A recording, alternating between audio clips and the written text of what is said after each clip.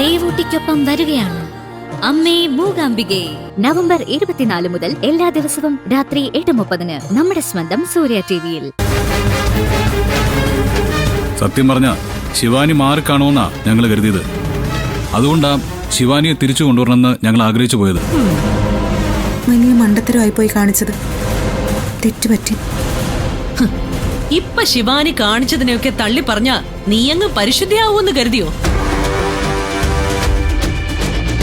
ഈ നിൽക്കുന്ന ഏട്ടത്തെയും പ്രണവും ഒക്കെ ശിവാനിയെ തിരിച്ചു കൊണ്ടുവരരുതെന്ന് എത്രത്തോളം പറഞ്ഞു നോക്കിയതാ. എന്നിട്ട് അവളെ കൊണ്ടുവന്നേ അടങ്ങുമെന്ന് വാശി പിടിച്ചവളല്ലേ നീ? എനിക്കിതിൽ ഞെട്ടലൊന്നുമില്ല. കാരണം ഇതും അവളുടെ ഒരു ഡ്രാമ തന്നെ ആയിരിക്കുമെന്ന് എനിക്ക് ആദ്യം മുതലേ അറിയായിരുന്നു. ഇവരുടെ ഈ പൊട്ടംകളി എവിടം വരെ പോകുമെന്ന് നോക്കൊണ്ടിരിക്കുകയായിരുന്നു ഞാൻ. ശിവാനിയുടെ ബേസിക് ക്യാരക്ടർ ഇതാണെന്ന് വെക്കാം. പക്ഷേ ഇവള് ചെയ്തതോ? ശിവാനി നിന്നോട് ചെയ്തതിനേക്കാൾ വലിയ ചതി ഇവള് ചെയ്തില്ലേ?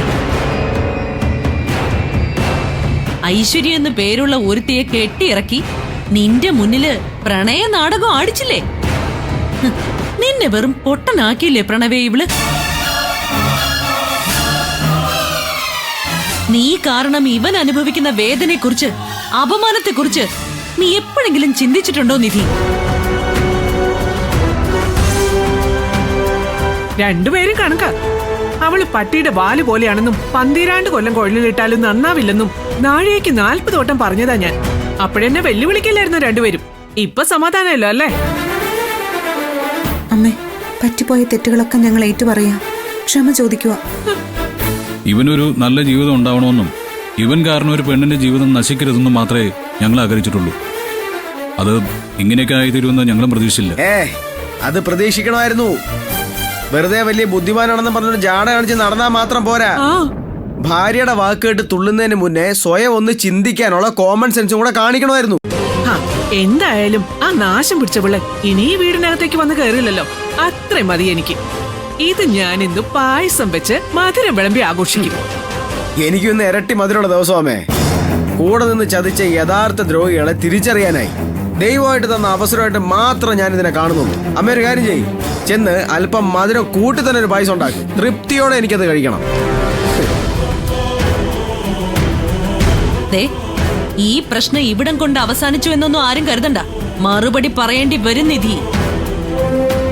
ഈ ഏറ്റുപറച്ചിൽ കൊണ്ട് തീരില്ല ഒന്നും. അത് തന്നെയാണ് എനിക്കും പറയാനുള്ളത്. ഈ വിഷയം ഇവിടം കൊണ്ട് വിട്ടുകളയാൻ ഞാനും ഉദ്ദേശിക്കുന്നില്ല.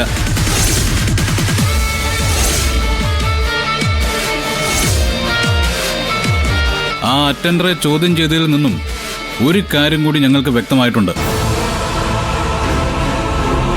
ശിവാനിയെ സഹായിക്കുന്നതിനും ഡോക്ടറെ ചട്ടം കിട്ടുന്നതിനും കൂട്ടുനിന്നത് ഒരു സ്ത്രീയാണെന്ന്.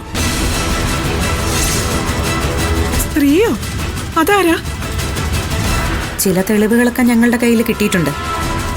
ഒട്ടും വൈകാതെ അതാരാണെന്ന് ഞങ്ങൾ കണ്ടെത്തും.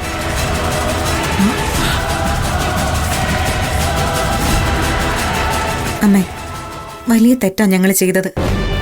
ഈ ഒരു തവണത്തേക്ക് അമ്മ ഞങ്ങളോട് ക്ഷമിക്കണം. ഇക്കാര്യത്തിൽ മാപ്പ് കുറച്ചിലും ക്ഷമ ചോദിക്കലൊന്നും വേണ്ട. ചെയ്തത് തെറ്റല്ലാത്തത് കൊണ്ടൊന്നുമല്ല, ഒരിക്കലും പൊറുക്കാനാവാത്ത തെറ്റാണ് ചെയ്തത്. അതുകൊണ്ട്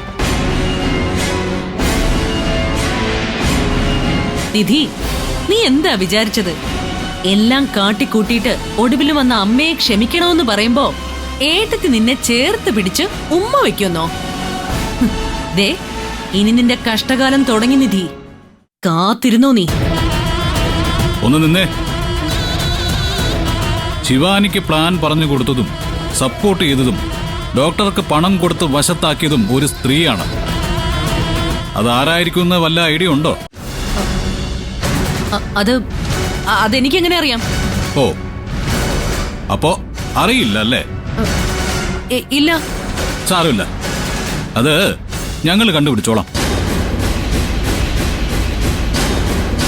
അന്നാ വൃത്തികെട്ട സ്ത്രീക്ക് എന്ത് ശിക്ഷ കൊടുക്കണമെന്ന് നിങ്ങൾ തന്നെ ഒന്ന് ആലോചിച്ച് വെച്ചോ. വാ നിധി.